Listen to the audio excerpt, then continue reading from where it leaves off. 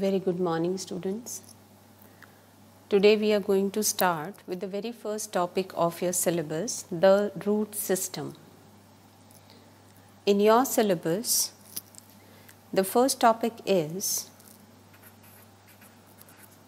the root apical meristem. This is the first topic, the root apical meristem.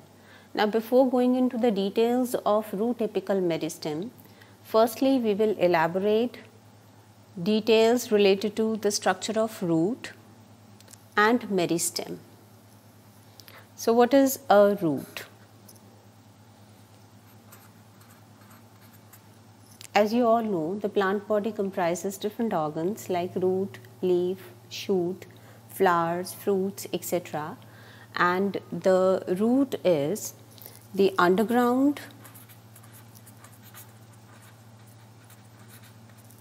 cylindrical descending part of plant axis that develops from radicle. What is radicle? It's a part of embryo. Embryo comprises radicle, plumule. The radicle give rise to root and plumule give rise to the shoot part. So, root arises from radicle. Now, what is the basic structure of a root?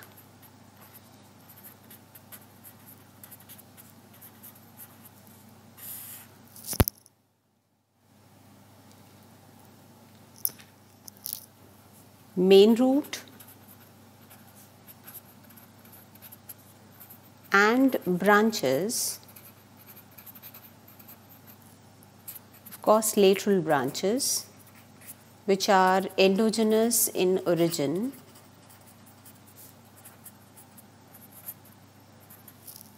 constitute root system. So, the main root and its lateral branches, together we call it root system, and branches, they are endogenous in origin, means they arise from pericycle. So, roots are basically of two types.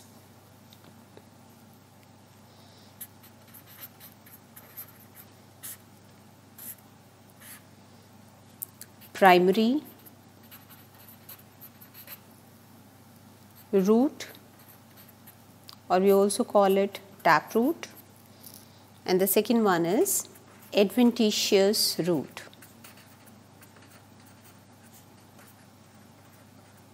The criteria for calling a root primary or adventitious, that is dependent on its origin. If a root is originating from radicle, we call it primary, whereas if it originates from any other part of the plant like stem, leaves, we call it adventitious root. So, basically the main difference is that it originates from radicle and persists throughout life of the plant, whereas the adventitious root arise secondarily. It's not the primary one, so secondarily from leaf, stem or other tissues, but I told you the condition is never from radicle. This is important. So, it's always from radicle and it's never from radicle, it's from any other part. Okay. Now if the system is taproot system, then there is a single deep-seated main root. From it arises secondary and tertiary branches and rootlets, which further bear root hairs. And these roots, they have root cap and root hairs. Whereas if we talk about adventitious roots, these are surface feeders. See, these were deep seated, these are surface feeders. Then these bear many roots of equal length and width,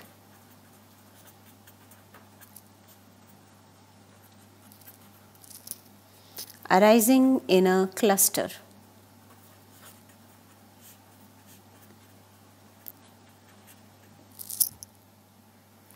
And these don't bear root cap or root hair. So these are the basic differences between a primary root or an adventitious root. So now we are going to draw their morphology.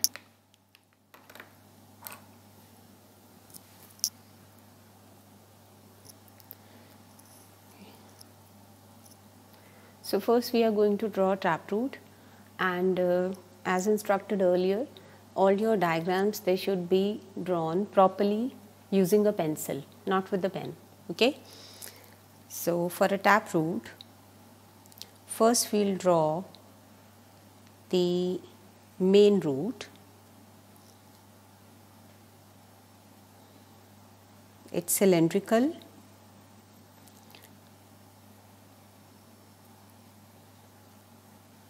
Let's suppose this is the soil level, and from the primary, the central one is called primary. There are secondary roots. You can draw alternate roots.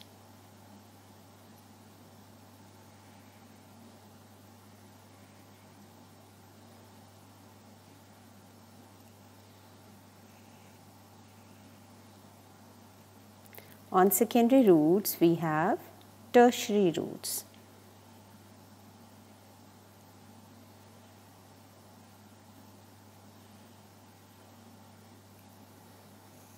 So you have to draw these on all secondary roots.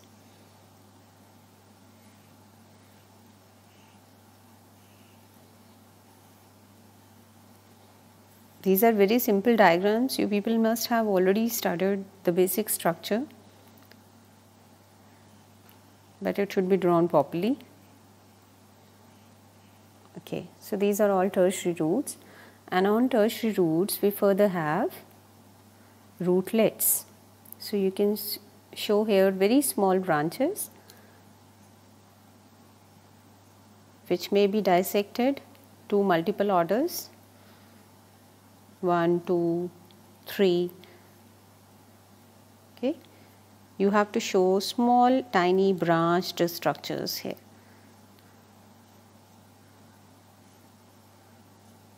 These are known as rootlets, and root hairs, they are present on rootlets. Root hairs are never present on the primary, secondary or tertiary roots. They are always present on rootlets, except at the tip. At the tip portion, we will study in detail that in the maturation zone, root hairs are present. So, and all these cross sections, you need to erase these areas. The cross sections should be continuous. So, you have to do this for all areas. So, this is primary root,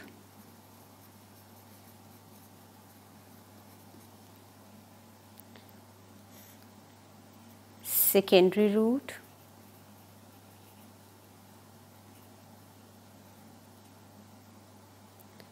tertiary roots,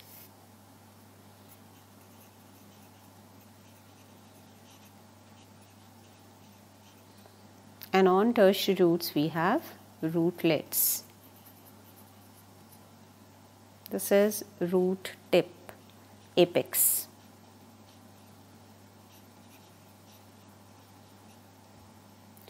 Okay, so whenever you are drawing any picture here, any diagram, your labeling should be straight. It can be on either side, but it should be straight.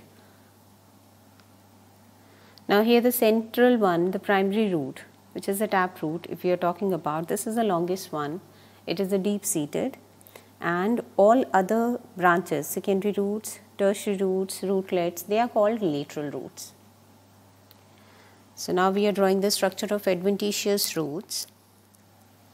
These are the common roots in grasses. So we are taking the example of a grass. So let's suppose this is a stem portion of grass from which the leaf base is arising. We are not going to show the complete structure of leaf. It's a parallel venation, and this is a soil level.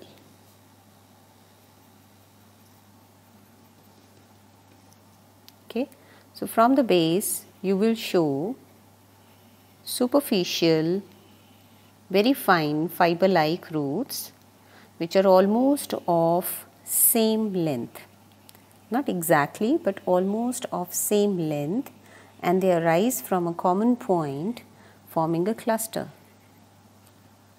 and on these we have further lateral root branching.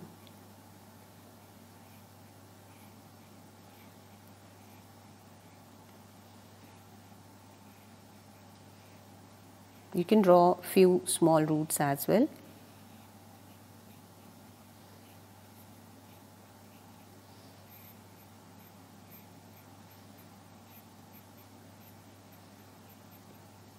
So they look like clusters. Now these roots are called adventitious roots. So here no root cap is present. No root hair are present. Okay, so in this structure I told you that at the tip of a primary as well as the secondary, means all lateral branches, they bear root caps, but here root cap is missing. Then this is a deep rooted system. These are surface feeders. Here the branches, the primary root is always the main one, whereas here all the branches, they are of almost equal status, same size, almost same depth, and these are surface feeders. So that was related to the different types of roots.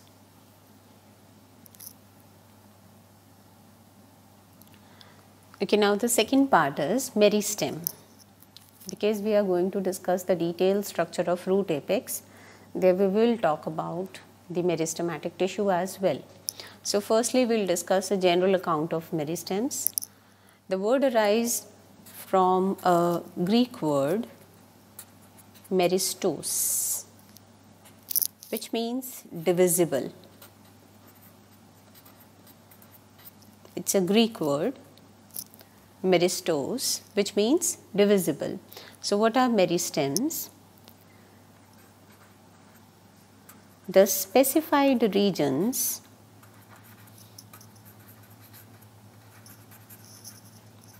of plant which divide continuously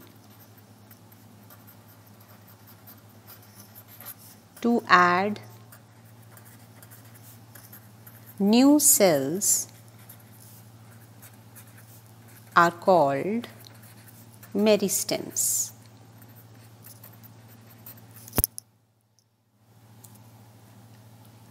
So these are the specified regions of a plant which divide continuously, and they are going to add new cells. Then we call them as meristems. Now we generally use a word, the meristematic zone or meristematic tissue, and we say the meristematic tissues or meristems means the same, but they are not synonyms. Okay, we have a difference. Meristem, always the term specifies to the region where meristematic tissues are present. Okay, so the meristem term that is applied to the region or more or less the continuous cell division from which new tissues or organs they are produced. For example, we have root apex, shoot apex, cambium. These are meristems. Whereas the meristematic tissue, that means the cluster or group of cells that have ability to develop structures, but they do not themselves constitute meristems. Okay, the group of cells which can divide, which have capability to divide, which can give rise to the other structures, they will be called meristematic tissues. So basically the meristematic tissues, they are products of meristems.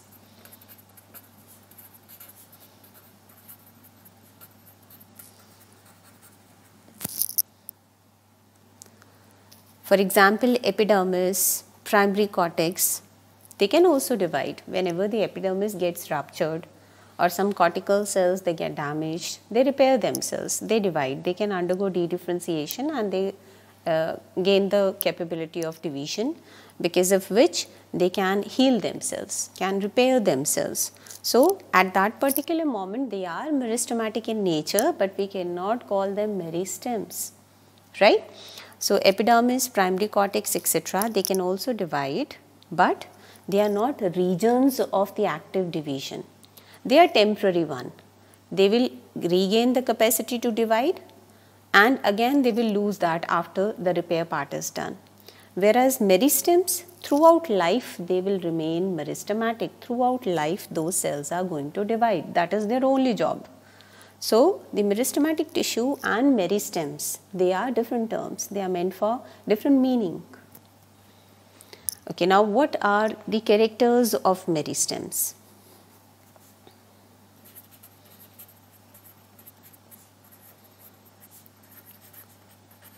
Since meristems, they are the cells different from other cells in the plant body. So definitely the cells are very specific. They have certain specific characters.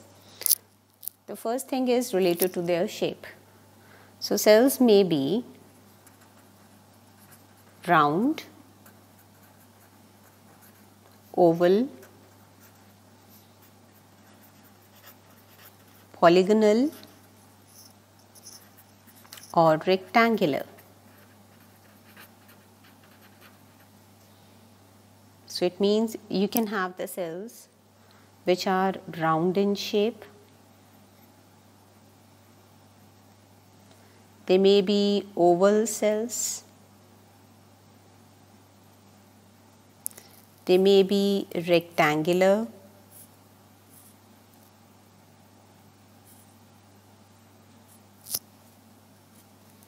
Or they may be polygonal.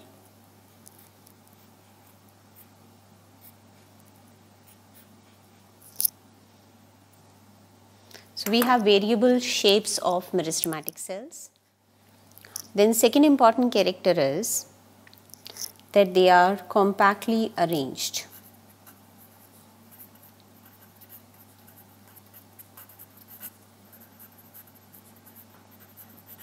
Now compact arrangement means no intercellular spaces.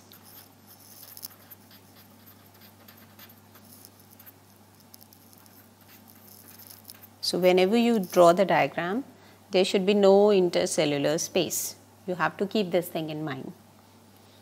Then in meristematic cells, protoplasm is dense.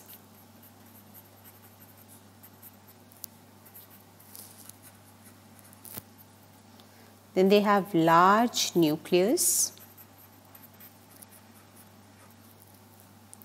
small or absent vacuoles. So we don't see a central large vacuole, which is a typical feature of plant cell in meristematic cells. We can observe very small vacuoles, or they may be completely absent. Then another character is meristems, they do not store food. Again, if we talk about general plant cells, then they store food in the form of starch grains. But in meristematic cells, food is not stored at all. Plastids are in the form of proplastids.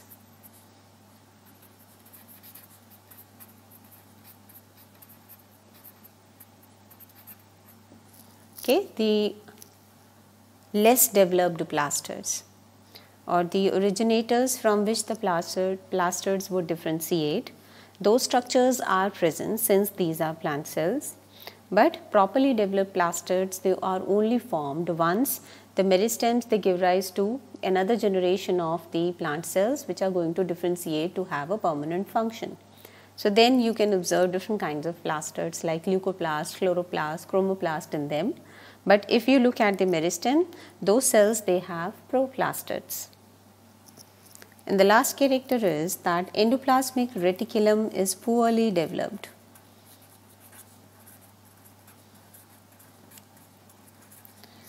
Now what is endoplasmic reticulum? It's called cytoskeleton of cell.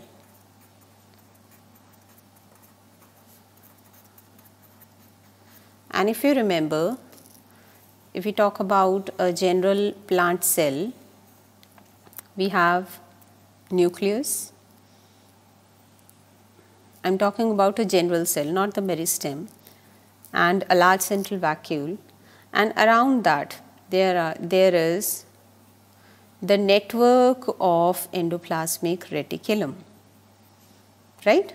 If we talk about a general cell, the cell is totally compartmentalized because of presence of ER. But in this case, ER is poorly developed because these cells, they are meant to divide. If we have a compartmentalized area within a cell, then definitely it has to undergo the additional processing before division. But these cells, they are dividing repeatedly, continuously, very fast. So because of that, since this endoplasmic reticulum, they can cause hindrance to that division, the pace of division. So they are highly, they are almost poorly developed in the meristems. So that was related to the characters of meristems. Now we will talk about the different classes, the classification. And since in your syllabus we have to study root apical meristem, so we will talk about the classification on the basis of position only. You people must have studied the other criteria of classification of meristems in your lower classes, but here the topic is not about meristems in detail, so we will discuss only the one criteria on the basis of position. So on this basis, we have three types of meristems. The first is called apical meristem. Second is intercalary meristem. And the last one is lateral meristem.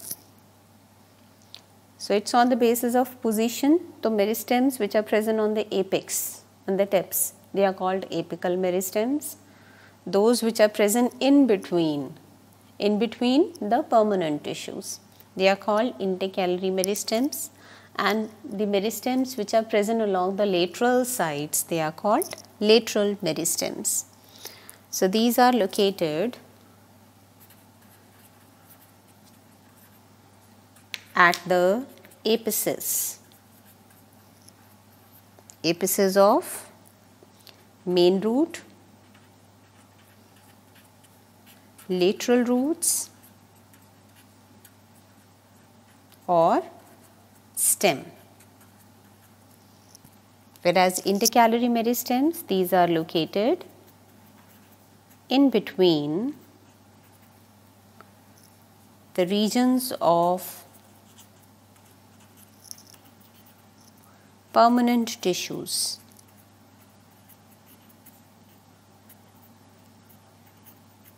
And lateral meristems, these are located along lateral sides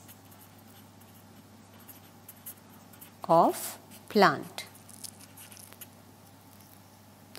Okay, now the differences in their plane of division, the type of activity or the growth they are going to add to the main plant body. So, these help in lengthwise growth.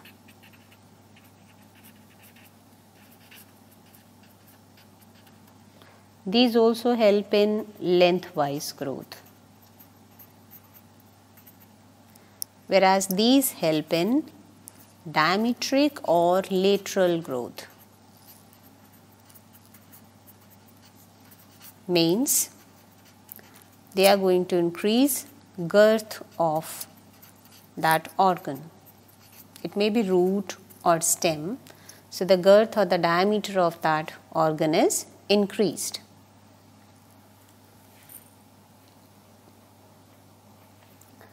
So, these are generally present at shoot apex, root apex, whereas these are present in between the permanent tissues. So, these are generally, if we are talking about stem, then we have it is above or below node. So, these are found below node in case of mint, below internode means above node in case of most of the grasses, below leaf. If we are talking about leaf, these were two for stem, as in case of pinus. You people have studied pinus in detail in first year. So, in pinus it is present below leaves, but these are temporary. Once their period of division is over, means the organ has developed to its full length, they will stop dividing and they will become permanent. Whereas these, they are dividing continuously throughout their life. They are never going to stop dividing, but here in this case, once that organ has attained full length, they are going to divide. They are going to become permanent. They won't divide. Whereas lateral meristems, in this case we have the example cambium. It may be intrafascicular cambium, interfascicular cambium. If we are going to talk about the growth of secondary xylem and secondary phloem, there may be cock cambium if there is growth of periderm, right? So, in this case, the activity that continues, if we are talking about the normal cambium present in the stem, then it will continue throughout life, whereas in case of cock cambium, and if we are talking about the secondary growth typically, only then these will be active. Otherwise, they are not going to divide.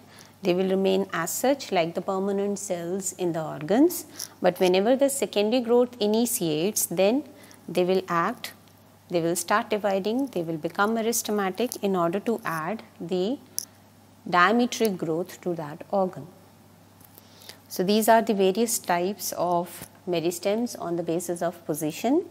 Our point of concern is of apical meristems, since we are going to discuss root apex in detail.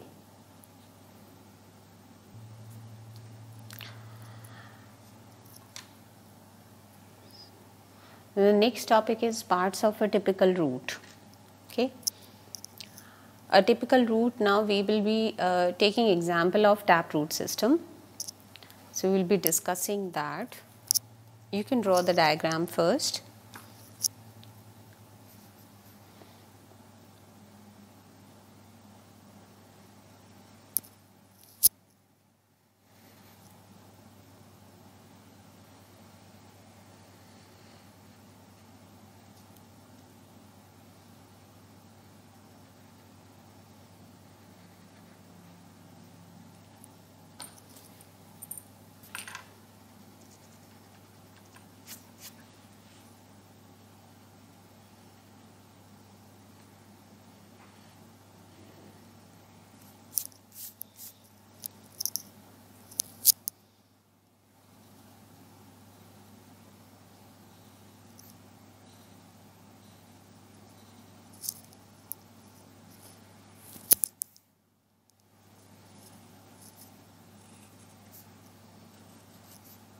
It's a very simple diagram. We are going to show different zones of a typical root apex. Now the tip 1, this is called root cap.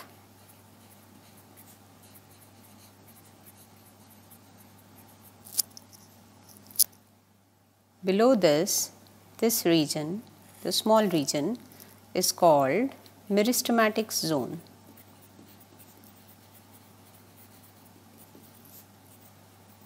So root apex is always subterminal because of presence of root cap at the tip. Then we have the small area, which is cell elongation zone.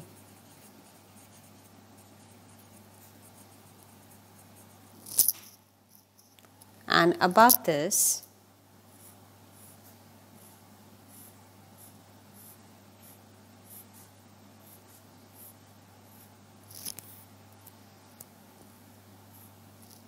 we have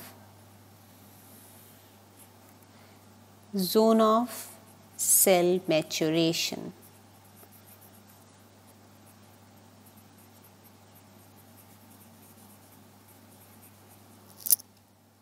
Now within this zone of cell maturation, the region where root hair are present, it's called root hair zone. So generally the elongated cells, they start giving rise to the tubular structures, unicellular tubular structures called root hairs. Since the cells are getting differentiated here, this is a part of maturation zone. So we have total 4 zones: root cap zone, meristematic zone, cell elongation zone, and zone of cell maturation. In some of your textbooks, this is represented as a separate zone, the root hair zone. The root hair zone is included in zone of cell maturation. So these are generally the typical root parts or the zones of root apex. So now we are going to define these one by one. The first one is root cap. This is also known as calyptra.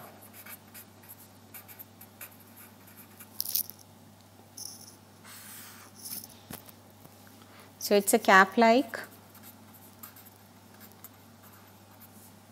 multicellular parenchymatous structure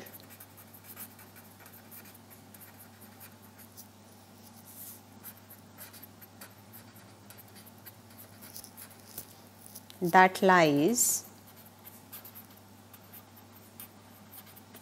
at the apex of a root to protect growing point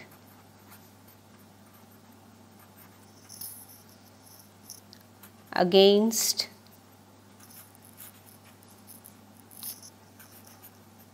friction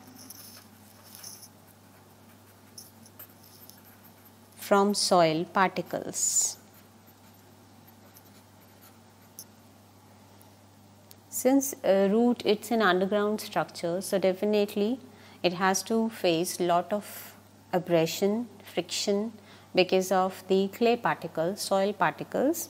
So this root cap, this is like a protective cover. It is going to protect the growth zone, the growing zone, the zone of meristematic cells. It's a multicellular structure, parenchymatous in nature. So generally at the tip of each root there is one single root cap present, but we have an exception.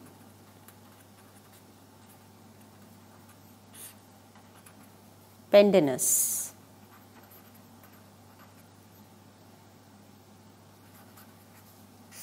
It's a plant which has multiple root caps.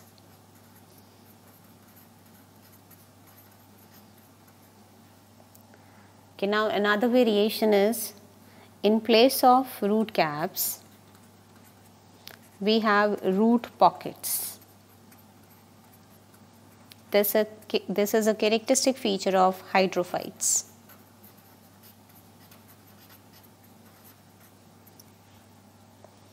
In hydrophytes, root hair are also absent.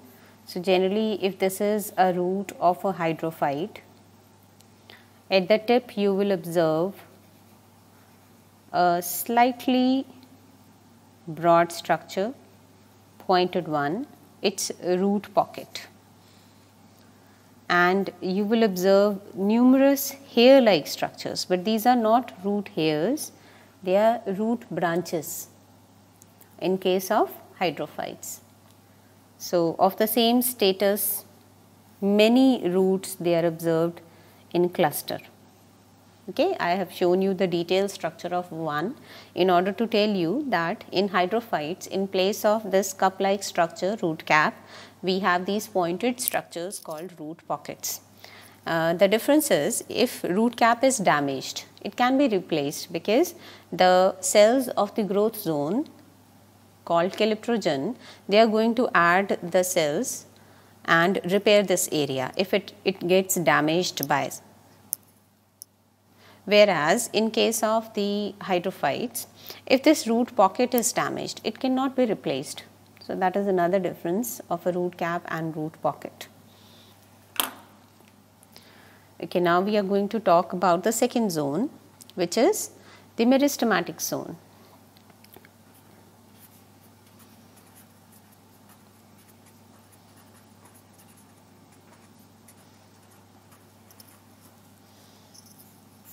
This is called growing point.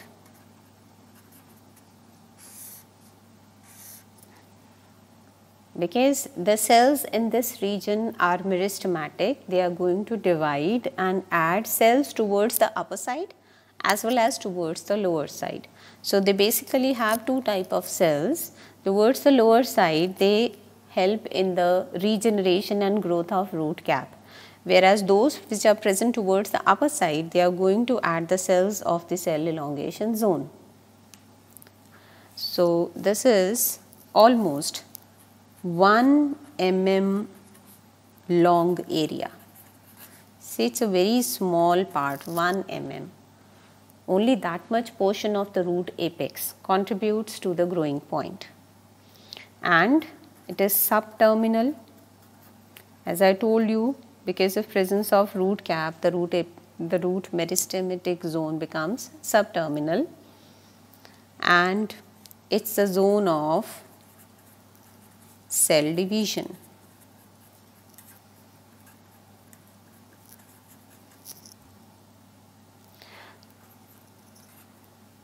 Third zone is zone of elongation or cell elongation zone.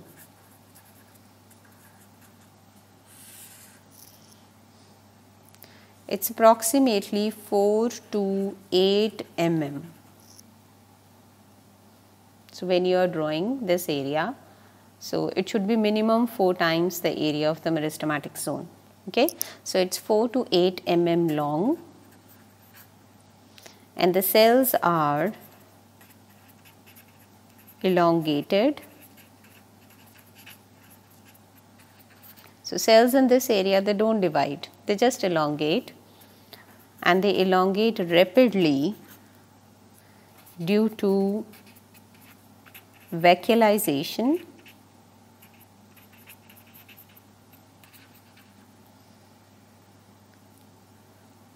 and this increases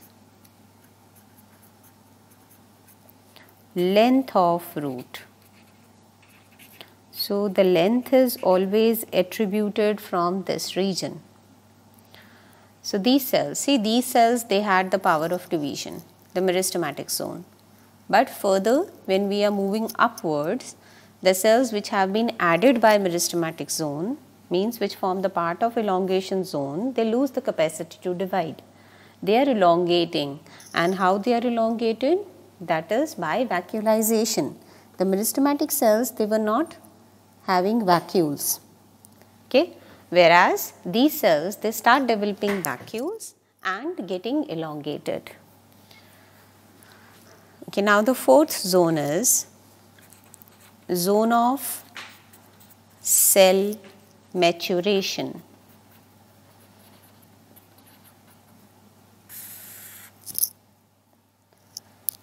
It forms bulk of roots. It's important. See, only this much part that covers first three zones. And the last one, the major portion, the bulk of the root is constituted by the fourth zone, zone of cell maturation. So it forms bulk of roots, and cells here, they are permanent, thick walled,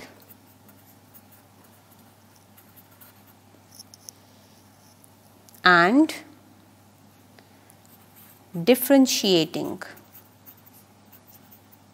Differentiating means they are assuming the particular functions they have to perform. Like the outer cells, they are going to form epidermis, the central cells are going to form pith, followed by the vascular elements, the in-between cells, they are going to serve as cortex, endodermis. So, finally, whatever layer they are going to form, they start getting differentiated into that layer. Now, in this region,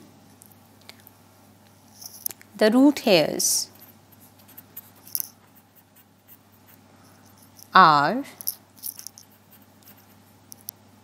present just close to mature elongated cells. Mature doesn't mean differentiating, means old. Okay, the cells which are present just close to the this maturation zone, these elongation zone cells are called old cells. These which are close to the growing point, they are called young elongating cells. So, cells which are close to the old elongated cells, they start differentiating into the root hairs.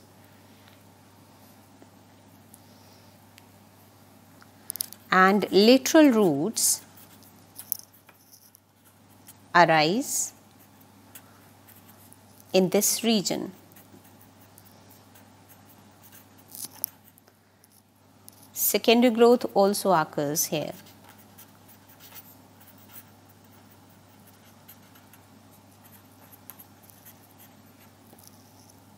So, if we draw this structure further, the lateral roots, they will be arising in this zone. So, basically the zone of maturation, it forms bulk. Then here the cells are permanent, they are thick walled. In this root hairs are present close to the old elongated cells. This zone will also show lateral roots and secondary growth. Okay. So, now a special reference about the root hair zone. Though it is a part of maturation zone, but in your textbook it is considered as a separate fifth zone, root hair zone. It is called piliferous region.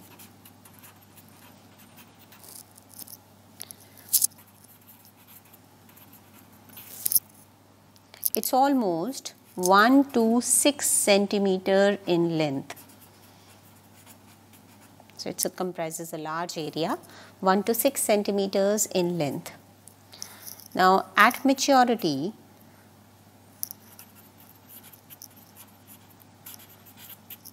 root hairs shrivel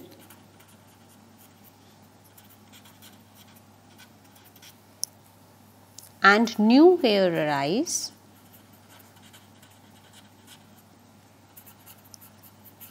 from older cells of zone of elongation. These are unicellular and ephemeral. These are important points. Unicellular and ephemeral. Unicellular you all know as root hairs. Let's suppose this is a cell from which the root hair is arising as an extension. It's a tubular structure. Let's suppose this is the cell, okay, of epidermis. So it's unicellular. See, it's a continuous cell. It's just an extension of the outer cell. So it is unicellular and ephemeral. Ephemeral means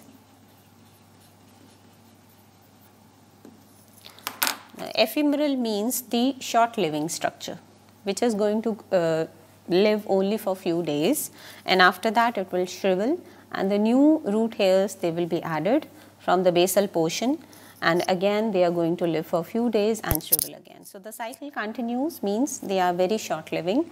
That's why we call them ephemerals. So that was all about the parts of a typical root. You can go through the basic structure of root, its types, what are meristems, what are apical meristems, and what are parts of different typical parts of a typical root. So we will continue with the apical meristem, root apex, next time.